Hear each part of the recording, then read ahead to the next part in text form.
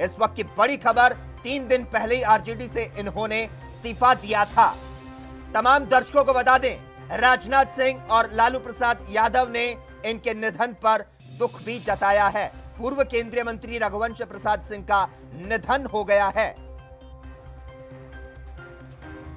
और इस खबर पर तमाम जानकारी देने के लिए मैनेजिंग एडिटर मिहिर मिश्रा इस वक्त फोन लाइन पर जुड़ चुके हैं। मिहिर जी, पूर्व केंद्रीय मंत्री रघुवंश प्रसाद सिंह का एम्स में निधन हो गया है और 3 दिन पहले ही आरजेडी से इन्होंने इस्तीफा दिया था। क्या कुछ तमाम जानकारी मिल पा रही है?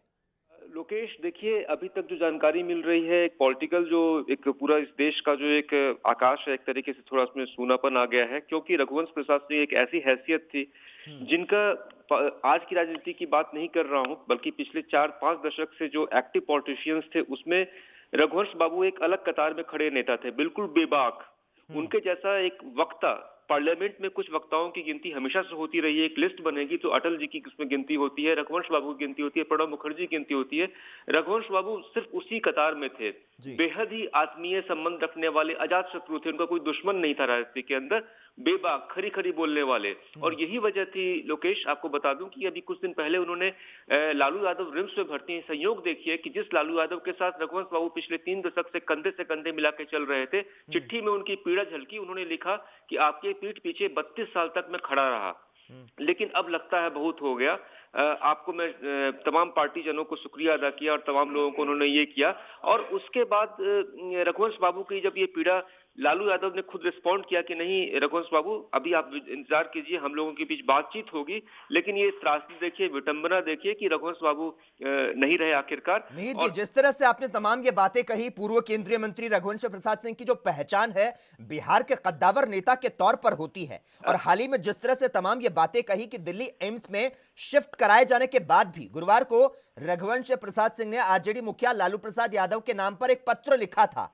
हालांकि उनके आरजेडी से इस्तीफे को लालू यादव ने पत्र लिखकर नामंजूर कर दिया था। अब जब उनके निधन की खबरें सामने आ रही है, इस पर लालू प्रसाद यादव की क्या कुछ प्रतिक्रिया सामने आई? लालू प्रसाद यादव के लिए रघुवंश प्रसाद का जो एक दर्जा था, एक कद था, वो एक बहुत आत्मीय, एक भाई की तरह का रिश्ता था। उस केमिस्ट्री को शायद हम सब शब्दों में नहीं बांट सकते। और लालू यादव ने अभी ट्वीट किया है कुछ देर पहले, एएनबी न्यूज के दर्शकों को बता दूं, जिसमें वो लिख रहे हैं कि प्रिय रघुवंश बाबू, ये आपने क्या किया? मैंने परसों ही आपसे कहा था आप कहीं नहीं जा रहे हैं, लेकिन आप इतनी दूर चले गए। निःशब्द हूं, दुखी हूं, बहुत याद आएंगे। ये लालू यादव के उद्गार हैं। लालू यादव भला उस साथी को कैसे भूल सकते जिन्होंने तमाम मुश्किलों से उनको उबारा। आप याद कीजिए चारा घोटाले का दौर, उस दौर में इस देश में लालू यादव की कैटेगरी जो गिनती थी एक ऐसे राजनेता के तौर पर हो गई थी जिसके दामन पर भ्रष्टाचार के छींटे ही छींटे थे। उस दौर में रघुवंश बाबू एक ताकत की तरह खड़े रहे। जब लालू यादव को चारा घोटाले में जेल हुई, तो आप सोचिए कि रघुवंश प्रसाद सिंह जैसा कद्दावर नेता आरजेडी में था, फिर भी उन्होंने कुछ भी नहीं बोला जब राबड़ी देवी को मुख्यमंत्री बनाया गया बिहार का। रघुवंश प्रसाद सिंह उन लॉयल नेताओं में लालू यादव के थे जिन्होंने हमेशा से लालू यादव का सपोर्ट किया, चट्टान की तरह खड़े रहे। लेकिन बाद के दौर में रघुवंश बाबू को यह एहसास होने लगा था कि ये वो पार्टी तो नहीं जहां पर उन्हें तमाम आलाकमान के फैसलों के, चूंकि अब हम सब जानते हैं कि लालू यादव खुद चारा घोटाले के सिलसिले में जेल में है, रांची में है। पार्टी कमान मोटा मोटी उनके बेटों के हाथ में है, तेज प्रताप के हाथों में है। तेजस्वी के कुछ फैसलों से रघुवंश बाबू बहुत दुखी थे।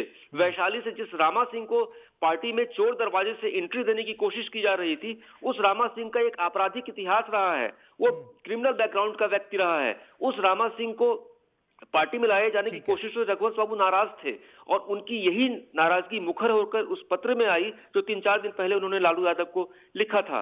हालांकि लालू यादव ने उन्हें भरोसा दिलाया था कि हम लोग मिलेंगे, बातचीत होगी और तब होगा, लेकिन अब रघुवंश बाबू नहीं है, उनकी यादें शेष हैं। आपको एक बात और बता दूं कि पत्रकारों के बीच में ही रघुवंश प्रसाद सिंह का अपने एक अपनापन का एक दायरा था और तमाम लोग उनको काका कह के पुकारते थे।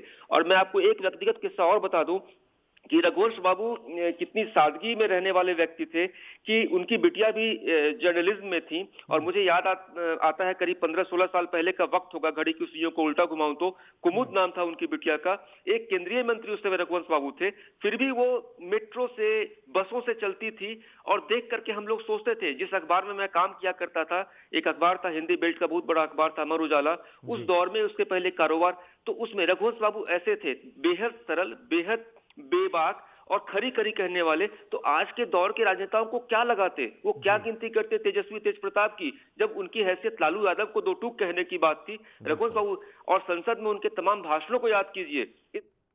ठीक है मिहिर जी, बहुत बहुत धन्यवाद आपका हमारे साथ इस चर्चा में जुड़ने के लिए। तो लालू के करीबी रघुवंश प्रसाद का दिल्ली एम्स में निधन हो गया है। तमाम दर्शकों को बता दें 3 दिन पहले ही पार्टी से इस्तीफा दिया था, लेकिन लालू प्रसाद यादव ने इसे स्वीकार नहीं किया था।